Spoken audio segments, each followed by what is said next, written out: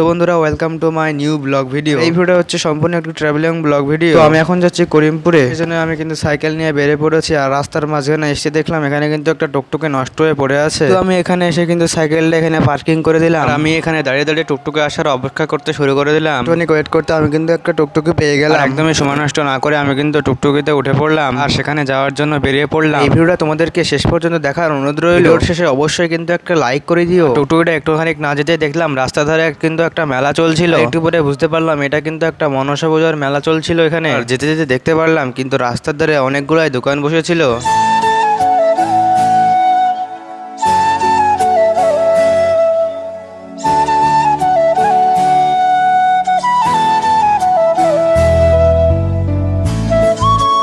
কিছুক্ষণের মধ্যে কিন্তু আমি করিমপুর বাস স্ট্যান্ডে পৌঁছে যাব।